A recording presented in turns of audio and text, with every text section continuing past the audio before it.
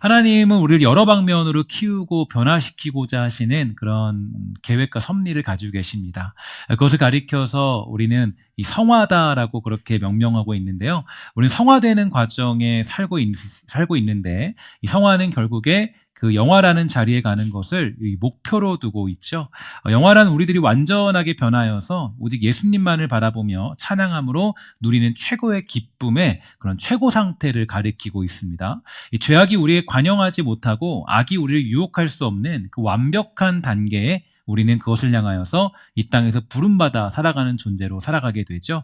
그래서 예수를 믿었다, 교회를 다닌다, 이 말로 우리 신앙을 전부 대변할 수 없는 이유가 여기에 있는데, 예수 믿는 것과 교회를 다니는 것, 그리스도인이 된다라는 것은 결국에 성화라는 과정을 통해서 영화라는 영광의 자리에 가고 있다라는 것을 우리 삶으로 느끼고 경험하고 체험하면서 앞으로 전진하며 나아가는 것이기 때문입니다.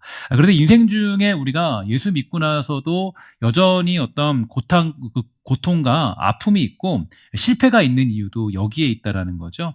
예수 믿어도 시험이 몰려오기도 하고요. 또 열심히 헌금해도 사업이 어려울 때도 있고요.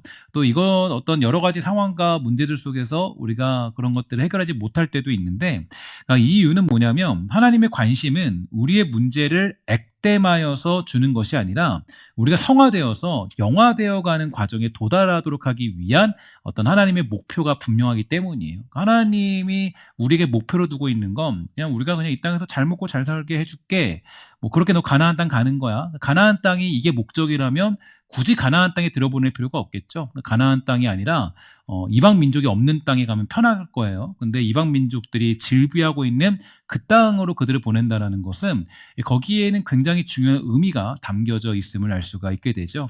이스라엘 백성들은 아간의 문제와 아이성에서 벌어졌던 일, 그리고 기브온 족속과의 경솔한 계약의 경험을 통해서 조금씩 변화되고 있는 것을 볼 수가 있게 됩니다. 이 가나안 땅에 들어왔지만 거기서 꽃길만 걷는 과정이 아니라 영적 전투를 벌이고 있고요. 나아가 성화되는 과정의 면모를 보여주고 있는데요. 그래서 가나안 땅은 이 하나님이 허락해 주신 제2의 에덴임과 동시에 이 선택받은 민족들이 제2의 에덴을 이루어야 될 사명이 있는 곳이기도 하겠죠. 그래서 여호수아서는 전투에 관한 이야기들이 즐비한 이유가 거기에 있어요. 이 전쟁을 하고 또 전쟁을 하고 땅을 차지하고 마지막에는 차지한 땅을 분배하는 이 과정까지 가는 것인데, 이런 면에서 볼 때 성도는 실패를 실패라고 부르지 말고 실패를 패배시킬 줄 아는 모습이 필요하다고 생각합니다. 실패는 우리를 전진시키기 위함이라는 것을 기억할 필요가 있는데요. 이 멈추도록 하기 위함이 절대로 아니에요. 이 여러 가지 닥쳐오는 고난과 어려움들, 또 많은 환난들은 우리가 교만함과 거짓과 죄악을 버리도록 하시는 하나님의 어떤 방법이 되는 것이지 우리를 일어서지 못하도록 만들기 위함이 절대로 아닙니다. 특히 악한 사단이 우리를 공격할 때 즐겨 쓰는 방법이 한 가지 있어요. 그 방법은 바로 이 고난 중에 거할 때 고난의 늪에 빠지도록 만들고 실패 중에 실패에 강해서 허우적거리도록 만드는 것이 그들의 공격 방법이 되는 것입니다. 그러나 하나님은 고난의 늪을 헤쳐서 전진하기를 원하시고 실패에 강해서 헤엄쳐 나오기를 원하시는 분이 우리 하나님이 되시는 줄 믿습니다. 그렇게 우리가 성장하면서 성숙하기 원하시기 때문에 이 가나안 땅에서 예수를 믿어도 하나님의 나라가 우리에게 임할 때에도 고난과 실패가 찾아오게 되는 것입니다. 이 팡세라는 책에 보면요, 이 파스칼은 이렇게 얘기했다 그래요. 하나님을 섬기라고 내게 건강을 주셨건만 나는 세상을 위하여서 전부 다 써버렸습니다. 이제 나를 일깨워 주시려고 나에게 병을 주셨습니다. 이렇게 고백했다 그러죠. 또 아더 핑크는 이렇게 얘기했어요. 고난은 나 자신이 얼마나 약한가, 무가치한가, 그런 존재인가를 발견하게 만든다.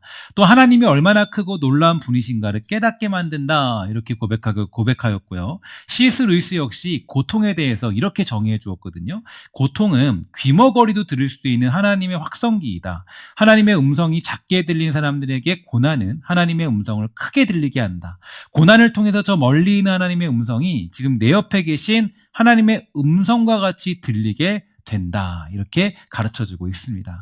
이처럼 하나님은 고난과 실패를 통해서 우리를 성장케 하시고 성숙케 하시고 하나님의 백성으로서 변화되도록 모든 일을 허락하시는 분이심을 깨닫게 됩니다. 그러니까 고난이 오는 건 여러분들과 제가 미워서 그런 게 아니라 우리가 어떤 야, 너 한번 당해봐라. 너 나한테 한번 이렇게 좀 좋지 않은 마음 품었지?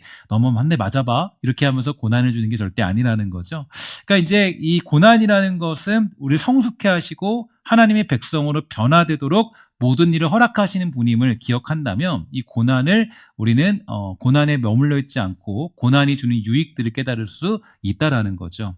욥이라는 사람을 한번 생각해 볼까요? 이제 보통 우리는 욥이라는 사람이 이 성화의 과정에 있다라는 것을 잘 믿지 못합니다. 그러니까 왜냐하면 이유가 있는데 아마도 그가 처음에 등장할 때에 이 당대 의인이었다라는 표현이 거기에 담겨져 있기 때문이라 생각하는데요.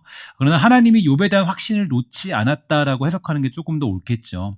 그러니까 욥은 절대로 배신하지 않고 날 떠나지 않는다. 그렇게 욥이 설정이 되었기 때문에 욥기서가 성화되는 과정이라고 생각하는 사람은 별로 없습니다. 근데 저는 이제 욥기서를 여러분들에게 한 1년 동안 해석할 때 그때 늘 말씀드렸던 것이 성화의 과정이 있다라는 것을 늘 강조해 드렸는데요. 그러니까 이제 그저 그가 겪는 고난과 아픔은 사단이 주는 것이고 그 고난을 욥은 잘 이겨냈다 이렇게 해석하기도 하는데 하지만 욥기서를 잘 읽고 성경을 통전적으로 이제 읽어보면 욥기는 분명 욥의 변화를 의미하고 있습니다. 완벽하게 의인인데 그 의인에서 뭔가 어떤 고난을 이겨내는 의인으로 묘사하는 게 아니라 욥은 정말로 어린아이인데 그 어린아이였던 욥이 이제 하나님을 이제 똑똑히 보게 되는 자리로 가는 것. 그 욥기서가 주는 핵심이죠.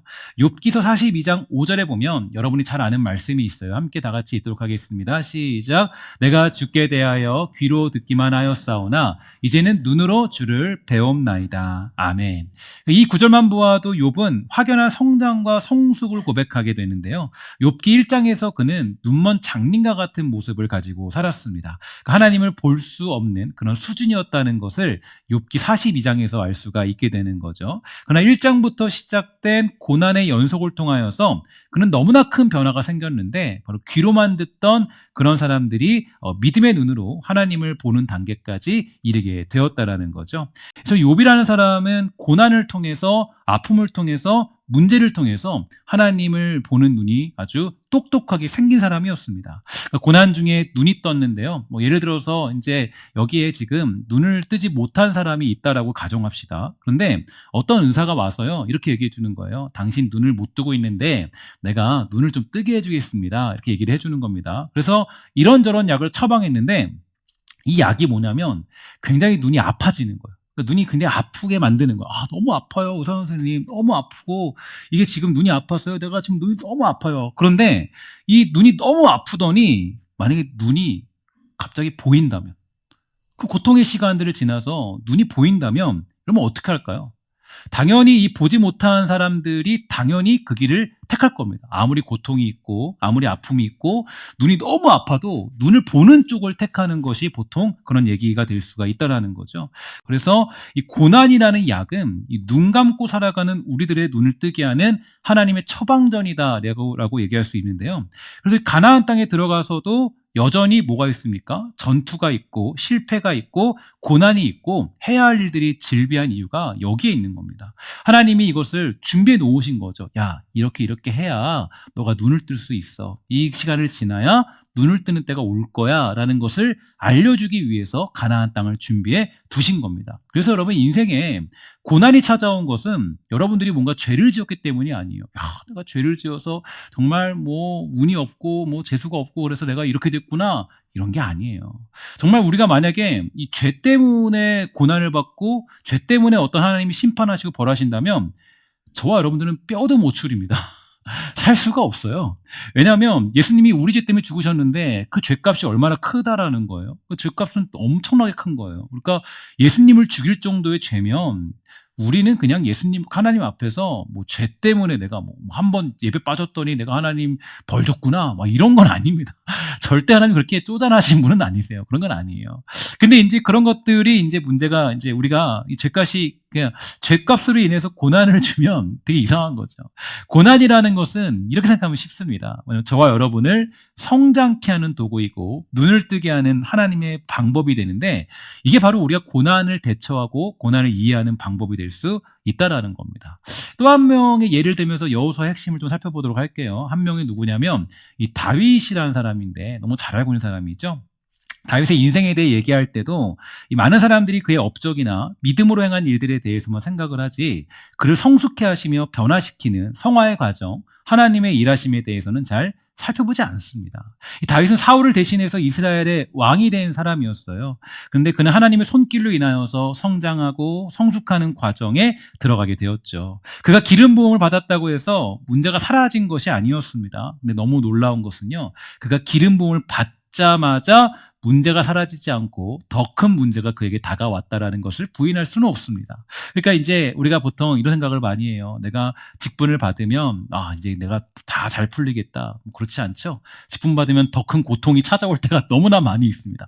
야, 나 목사 됐더니 모든 문제가 해결되더라. 절대 아니더라고요. 하나님이 더 큰 문제에 봉착하게 만드는 것이 그런 우리들의 모습들이 될 수밖에 없었습니다. 어쨌든 그가 기름 부음을 받았다고 해서 문제가 사라지지 않았고 오히려 더 큰 문제에 봉착하게 된 것을 우리는 잘 알고 있습니다. 그래서 골리앗을 죽인 이후에 그의 인생은 완전히 꼬여서 광야로 피신하게 되었는데 도망칠 수밖에 없는 상황이 되고 말았죠. 그런데 거기서 굉장히 오묘한 성경 구절이 하나 등장합니다. 사무엘상 23장 14절에 보니까 이렇게 나타나 있어요. 함께 다 같이 읽도록 하겠습니다. 시작. 다윗이 광야의 요새에도 있었고 또 십광야 산골에도 머물렀으므로 사울이 매일 찾되 하나님이 그의 손에 넘기지 아니하시니라. 아멘. 이게 사실은 그 다윗의 광야 생활의 핵심입니다. 그러니까 왜 광야 생활을 했느냐. 그러니까 제가 처음 서론에 논지적으로 얘기했던 것처럼 그 성화와 영화의 과정에 이끌어 가신 하나님, 또 이 광야의 핵심은 사실 여기에 있는데요. 그러니까 다윗이 광야로 버림받은 것 같은 모습들처럼 보여요. 그러나 사실은 하나님이 그를 보호하고 계셨고 그의 삶을 주관하고 계신다. 그러니까 그가 어떤 죄를 저질렀거나 어떤 괴롭히기 위해서 그를 광야로 보낸 것이 아니라 하나님의 주권 안에서 하나님의 계획과 섭리 안에서 그는 광야 속으로 들어가게 되었다라고 성경은 가르쳐주고 있습니다. 그러니까 하나님은 한 번도 다윗을 떠난 적이 없고요. 다윗을 버린 적이 없다라는 거예요. 심지어 훗날 다윗이 범죄를 저질렀을 때에도 나단 선지자를 보내어서 그를 깨닫게 만드셨죠. 그래서 죄 앞에 울게 하시고 통회하도록 만들며 그의 자만과 교만함을 꺾어 버리셨습니다.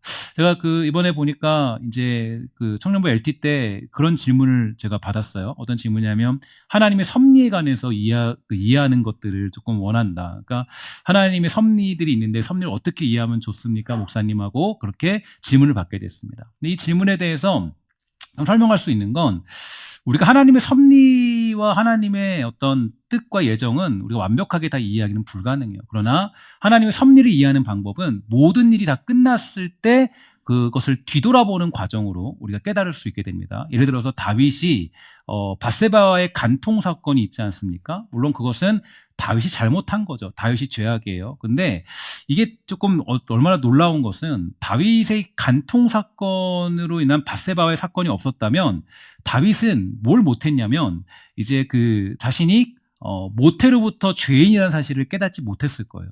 그러니까 물론 다윗이 죄 지는 거는 너무나도 악한 인간의 본성이 등장을 한 거죠.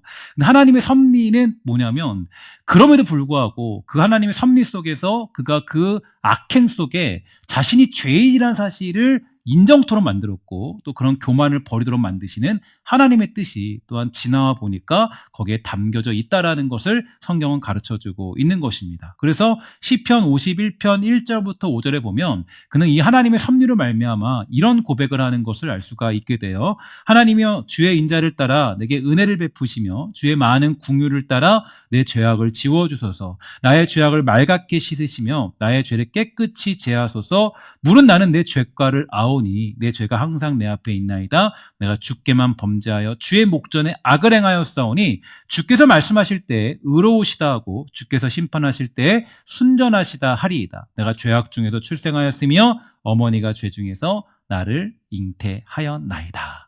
그러니까 이런 어떤 이 밧세바와의 어떤 사건들과 나단 선지자의 지적이 없었다면 이런 순간들이 존재하지 않았다면 다윗은 여전히 교만하게 이런 얘기는 하고 있었겠죠. 야, 내가 성전 하나 지어서 하나님 앞에 내가 좀 한 건 했다. 아마 이렇게 얘기했을 겁니다. 자기 노력과 의를 드러내면서 그냥 교만하게 살아가는 인생으로 자리 잡고 말았을 텐데 이 밧세바와의 간통 사건을 통해서 이 다윗이 깨달은 것은 어떤 거냐면 내가 죄인이다. 하나님의 은혜 없이는 살 수 없구나.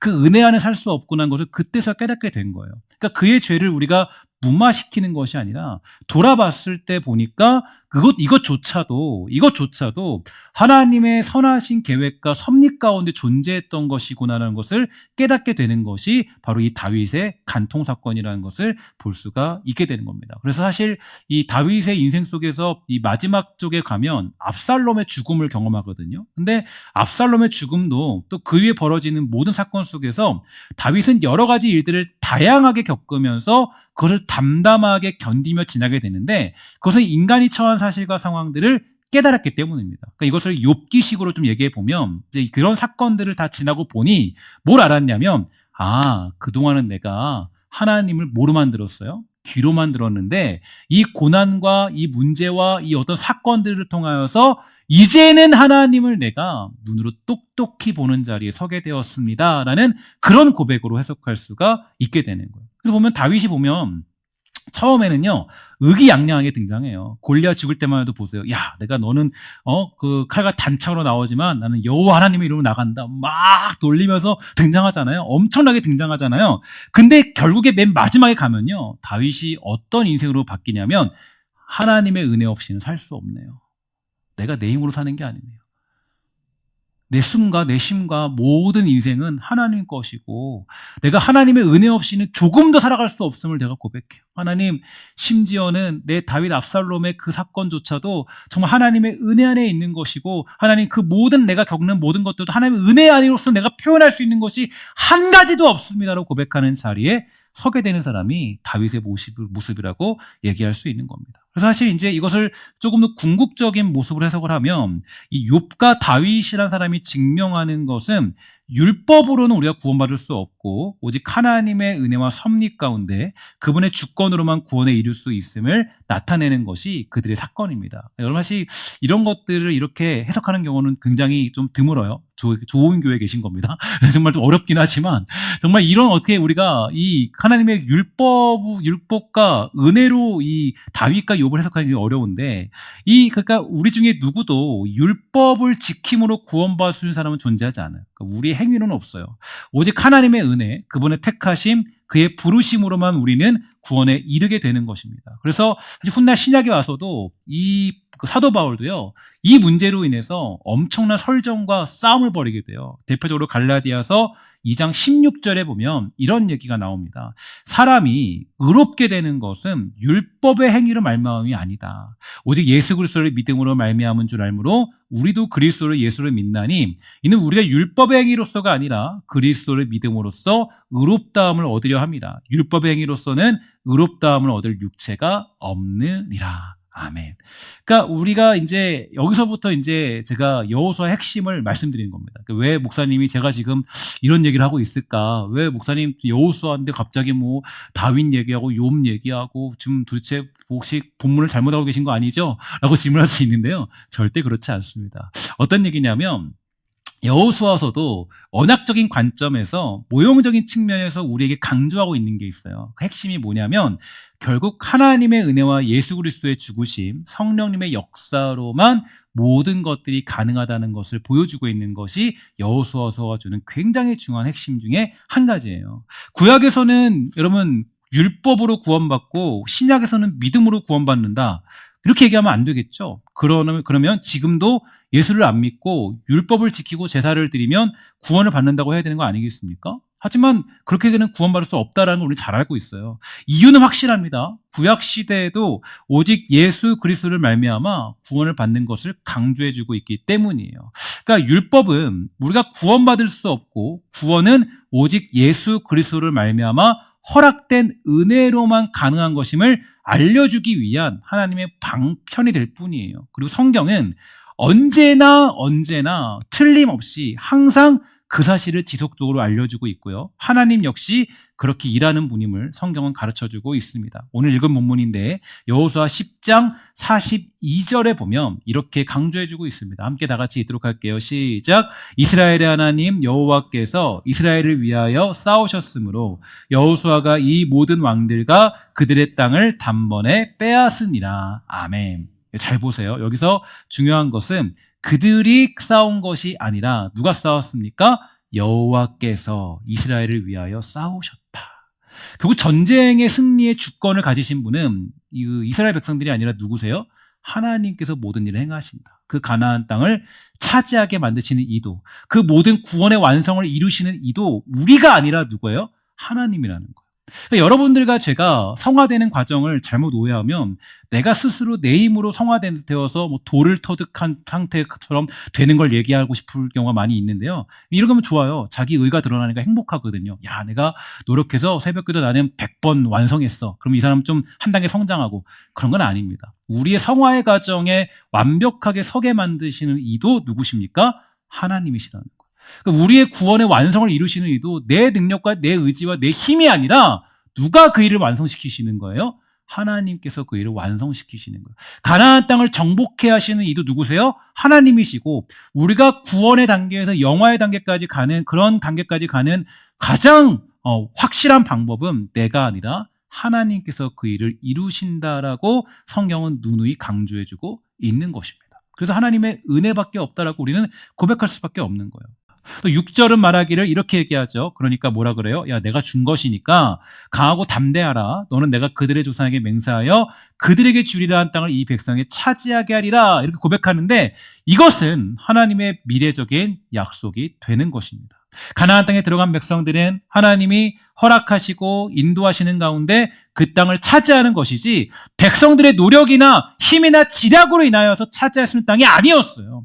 가나안 땅의 전투와 실패, 모든 문제들도 전부 다 하나님의 손에 있는 것이고 하나님의 목적과 뜻에 따라 우리를 완전한 구원의 자리로 인도하고자 하시는 그분의 계획 안에 있다라는 것을 우리는 믿어 의심치 않아야만 할 것입니다. 그러므로 여러분 기억하십시오. 따라합시다. 인생 속에서 좌절할 필요가 없다. 이게 되게 중요한 전 메시지로 생각해요. 그러니까 예수를 믿고 있으면 우리는 무슨 일을 만나도 좌절할 필요가 없어요. 넘어졌음에도 다시 일어날 이유와 소망을 가지고 있습니다. 소망이 없어 보여도 소망을 바라볼 수 있음은 하나님이 우리와 함께 하시기 때문인 줄 믿습니다. 영원히 그분은 우리와 함께 하시고 우리를 위해 싸우시는 분이시다. 심지어 하나님은 우리가 승리하도록 하기 위하여서 자기 아들을 이 땅에 보내셨고 사람의 몸을 입으심으로 육체의 모든 고통을 겪으셨습니다. 죄의 몸에서 우리를 자유케 하시며 우리의 실패와 고난을 해결하시기 위해서 이런 하나님의 일하심을 생각해 볼 때 우리는 운명적으로 절망할 수 없는 존재로 부름받았음을 잊지 마시기를 주의 이름으로 간절히 부탁을 드리겠습니다. 우리들에게 절망이라는 단어는 어울리지 않아요.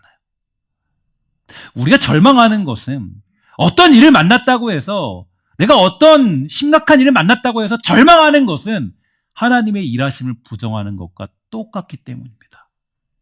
때로는 아이성의 실패가 있어도 그 실패조차도 하나님은 그들의 교만을 꺾어내시고 자기 일을 행하시는 것.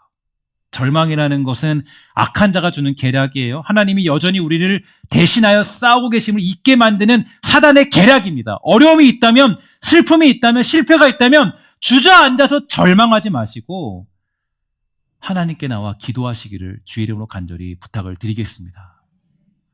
축복하는 것은 여러분과 제가 이번 한 해 동안 살아갈 때 여러 가지 고통과 어려움과 문제들을 만난다 할지라도 기도함으로 말미암아 우리를 위하여 싸우시는 하나님을 기억함으로 성화의 과정을 향해, 영화의 과정을 향해 끊임없이 달려갈 줄 아는 믿음의 사람, 열정의 사람들 다 되시기를 주의 이름으로 간절히 부탁을 드리겠습니다.